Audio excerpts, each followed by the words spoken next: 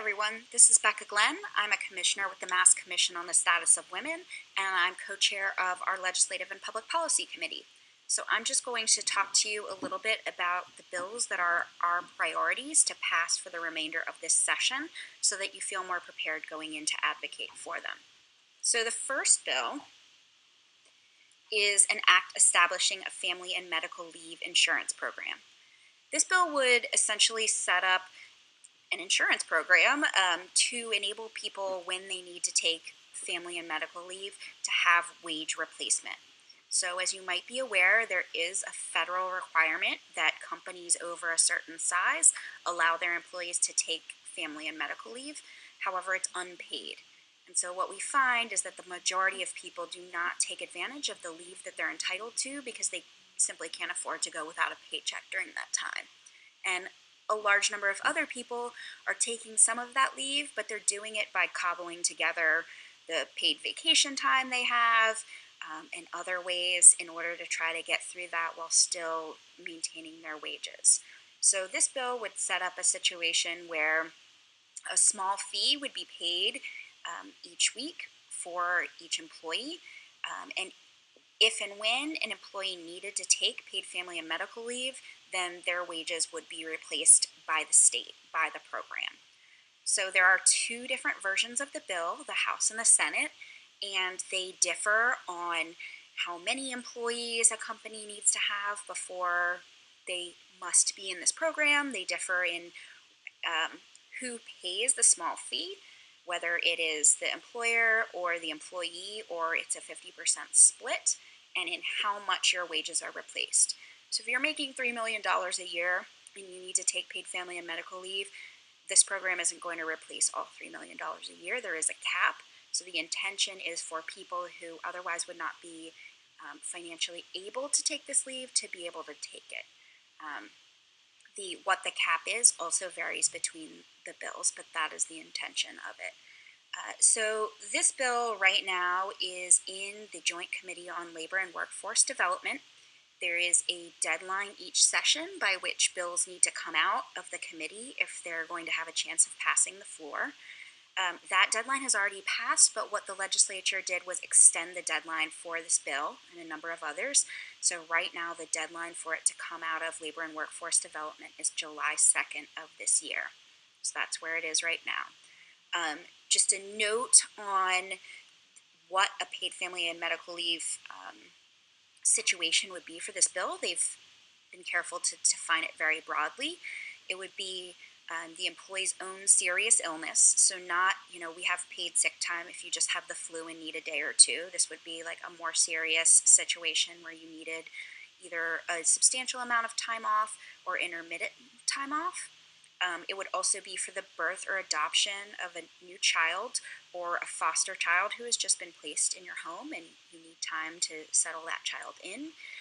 It would be to care for a family member that has a serious health condition, and they've broadly defined what includes a family member. So for example, if it is your child who has a serious medical condition, that applies even if the child is over 18. If you're the primary caregiver for that child, you still would be eligible under this bill. And they've also included a provision for military leave. So if somebody in the family is getting ready to leave for a deployment and you have a need to spend time together as a family or work out logistics for when that person is away, then that is also a qualifying event. So it may also be interesting to note that there is a ballot question on this same topic. The commission is not involved with the ballot question, but that may come up in your conversations. And if this legislation does not pass this year, then it will likely go on the ballot to the voters. That is something that is of interest to many legislators because they would rather, they feel it is a better way to do policy for them to do it than for it to be done by ballot question. So that is one of the things that if you feel so moved that you might want to bring up to them, of just nudging them to make sure that this is worked out and passed by the end of the session so that that doesn't happen. And of course also most people have some sort of story of when they needed leave and couldn't take it, or when they needed leave and were able to take it because their employer provided that to them, that they can tell about how this would affect their lives in important ways. So that's one bill. The second bill is an act supporting working parents who choose to run for public office. This bill, it's likely that the legislator has not heard of before. It's not one that has gotten a lot of attention. So telling them about it is the most important thing, as well as encouraging them to pass it. So this bill was reported out from the Joint Committee on Election Laws. This bill had a special thing that sometimes they do with bills in which it needed to be referred to a second committee. So it is now in that second committee, and that committee is House Steering and Policy. So they combined the two bills and they sent them both to the House Steering and Policy Committee. If the legislator has any questions about that, they can definitely ask the commission. But they combined the Senate and House bills and sent them to that committee. So because for my day job I work in elections, I have seen the issue that this bill deals with close up. And what that is that in Massachusetts, you're only allowed to pay for campaign expenses out of your campaign account that you've raised money from donors for. So you cannot pay for any personal expenses out of it. You can't pay yourself a salary or anything like that. The problem that comes up is that the current interpretation by the body that administers Massachusetts campaign finance law is that child care is a personal expense and not a campaign expense.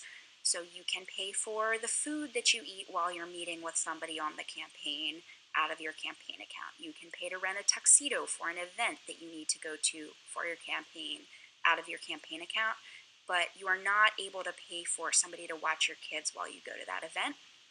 And of course, this is disadvantaging women who do a disproportionate share of the child care. It is disadvantaging younger people who have young children who can't be left alone. And it's disadvantaging people who are low and middle income who aren't able to just absorb that cost and pay for it themselves. So I worked with one legislator whose parents would regularly drive all the way from Ohio and stay all weekend to watch his children while he was out knocking on doors and doing other campaign activities on the weekend. And obviously that is a tremendous burden for a family and for a candidate to absorb on their own, and so it is driving a lot of women and other people away from the decision to choose to run for office. So if this bill were to pass, the only thing that it would do is provide clarification that if you are performing work on the campaign or attending an event that is directly related to the campaign, that paying somebody to watch your child while you're doing those things is a campaign expense that you can pay out of your campaign account. The only pushback that we have heard about this bill is concern from some folks that it might be abused. And my response to that is that we already have a system to watch for abuse of that. So right now you can pay for food that is directly related to feeding your volunteers or feeding you while you're campaigning, and conceivably that could be abused as well. You could be paying for all of your food by that. But the way that we make sure that you're not is that you have to submit a campaign finance report with all of the places that you spent the money, and then it is publicly reported on a website with the Office of Campaign and Political Finance, and then we can look at it. And people can take a look and see if you're doing anything that you're not supposed to be doing, and if you are, then you could be investigated for that, or your donors could just choose not to continue giving you money. So it would be the same process with childcare. You would just list it in the report that you already have to submit. It would just be an allowable expense, and it would be publicly reported. And if any sort of funny business was happening, then we could address it in the same way that we address any other campaign expense. I don't know of any other pushback on that bill, but I think the most important thing is telling people that, this seems to be an easy lift and a common sense thing, and we just need to go ahead and pass it. So the third bill is an act providing for equitable coverage in disability policies. This is a bill that has been around for well over a decade. We're actually not sure here at the Commission how how long it's been there, because the people who've been here the longest, I think it was 2005, and this bill had already been introduced for a while at that point in time. So we're not sure how far back it goes.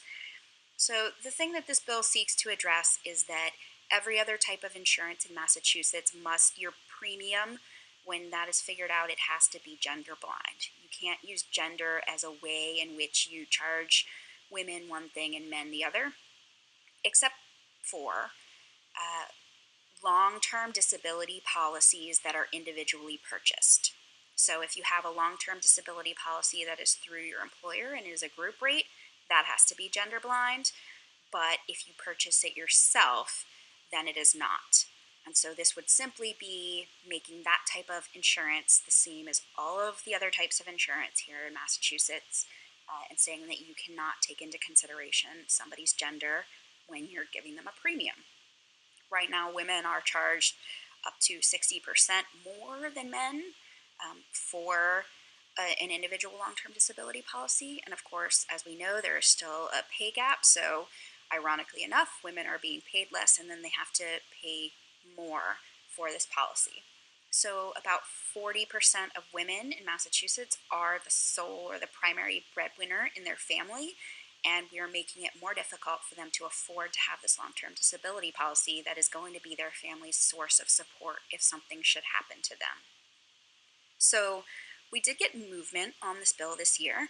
There was a working group put together, which 2 of our state commissioners were a member of, and the working group wrote a report. That report came out a number of weeks ago and looked at what the effect of this bill would be. There are a number of legislators and staffers who sat on that working group, and they abstained from voting. But the 2 folks who represented the insurance industry did not recommend this bill, and everybody else on the working group did recommend this bill. The argument of the insurance industry is that they will be unable to determine what the premium should be if it has to be gender blind. I am not sure why they have so little confidence in their actuaries, quite frankly. As you may know, insurance companies employ an entire department full of actuaries whose job it is to look at the pool and determine the risk and determine the statistical likelihood that this, that, and the other thing will happen, and then figure out what the entire pool is going to cost the company and set an appropriate premium. I have full confidence these actuaries have managed to come up with an appropriate cost when all of the other types of insurance went gender blind in Massachusetts. So, for example, we used to take into consideration gender when doing auto insurance. Statistically, of course, young men are much more likely to be in auto accidents than I, as a woman in my 30s, are, but we share that risk over the pool, and so it doesn't matter that I am female and in my 30s, I pay the same thing. In fact, actuaries were able to figure out what the average cost should be, and the insurance industry did not collapse. And when we've done this with any other type of insurance, it has worked out. Actuaries have also been able to figure out what the group long-term disability insurance costs should be. And so I don't think that this is an argument that holds water. A number of people also will ask, well, is it because of pregnancy? And the answer is no. Pregnancy is generally covered under short-term disability, not long-term disability, so that's not the reason. The only case pregnancy would be related is if you had a very serious complication that ended up turning into a long-term situation. So this is kind of a holdover. I've also been asked by a legislator, how come we've never gotten rid of this? And my best explanation for that is I don't think a lot of people know about this. How would you know that you're being charged a wildly different premium unless you were in the same room when other people were being told the premium, or unless you and an opposite gender spouse were looking very closely and both got individual disability insurance policies from the same company. So that's really what we would like to convey. This bill is right now in the Joint Committee on Financial Services. It also has an extended deadline. They just extended the deadline, so we don't know the exact day, but it is in early June of this year for it to come out of committee. And finally, we have an act relative to healthy youth. Um, this bill has actually passed the Senate, so if you are talking to a senator, it is a thank you. If you're talking to the House, it still needs to be done. This is a bill that's been around for about a decade, and it is a bill that says if you are going to teach sex education in school, it needs to be age appropriate and medically accurate. So, simply saying that you cannot have some of the atrocious sex education curriculum that we have heard about happening in certain districts. There is also an amendment that has been talked about to potentially include a caveat that it also needs to be LGBT inclusive. So if that is something you're interested in, you may also want to say that you would like to see amendments that include LGBT inclusive language in the curriculum. This bill also includes provisions that say that notification would need to go to parents, need to go to them in their native language about what kids are going to be taught, and it does include an opt-out. And it doesn't require a school district to teach such sex education. It just says that you cannot teach your students something that is not medically accurate. So as I mentioned, the Senate has passed this. In the House, it's another one where it had to be assigned to a secondary committee, so it came out of the Education Committee, and it is currently in the Committee on Healthcare Financing, and we would like that to be passed. I saw a recent article, I believe it was in the Boston Globe, about how as we're talking about sexual assault and Me Too and all of these things going on in the culture, that this is a particularly important bill because a lot of the curricula for young children address healthy relationships, such as you don't touch somebody unless they say it's okay for you to touch them. If you are trying to give them a hug, this would be for a young child, obviously. If you're trying to give them a hug and they're saying no, no, no, then you don't touch them. So issues of consent and how do I go about having a healthy relationship are typically part of this type of a curriculum, and so it is particularly timely that they would address this bill. You may also want to thank the legislator for the things that they have done already this session. So we have a number of priority bills for the Commission that have already passed. Those include an act advancing contraceptive coverage and economic security in our state, which was continuing the Obama-era policy that birth control, that health insurance must continue to cover all FDA-approved forms of birth control without a copay. That was the case under Obamacare, but the Trump administration withdrew that rule, and so the Massachusetts legislature followed up by passing it into state law so that that would continue to be the case for women here in Massachusetts. Another one is an act establishing the Massachusetts Pregnant Workers Fairness Act. This is simply saying that reasonable accommodations for a pregnant woman need to be made if the employer is able to do that without substantially affecting the functioning of the business. This is things like giving a woman a stool to sit on or giving her a few extra breaks to go and express milk express milk is afterward, to go to the bathroom. And I believe it also does have something about breaks to express milk once the baby is born. The third one is an act establishing regional commissions on the status of women and girls. So in addition to the state commission, we also have regional commissions, and there were 3 areas of Massachusetts that were not covered by these regional commissions. This bill established those last 3 so that we have regional commissions everywhere in Massachusetts. It is a big help to the state commission that we have folks who are on the ground in these different areas who are able to increase our reach, to do programming of their own, and to let us know what's going on in those areas of the state. And there's also a 4th bill that was not a prioritized bill of the commission, but was endorsed, and we were happy to see go through, which was the patch bill, which addressed sensitive medical information. So medical information that was related to sexual assault and domestic violence, to mental health and substance abuse, to sexual and reproductive health, or to HIV/AIDS. So you may have seen that your health insurance sends you an explanation of benefits every time you use it. And so some people who are covered under a parent or a spouse or whoever's health insurance may not want that person to know that they're receiving treatment for these particular things. And so the Patch Act just says that for those particular things, that explanation of benefits will not be sent to the person who holds the insurance. So again, as I mentioned, if the person that you're meeting with co-sponsored or voted in favor of these things, you may want to thank them for that as part of your visit.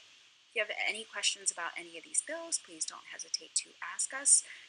And again, if you don't know the answer to something that the person asks, it's perfectly fine to say you don't know, but that you'll have the commission follow up. Thank you, and I look forward to seeing you.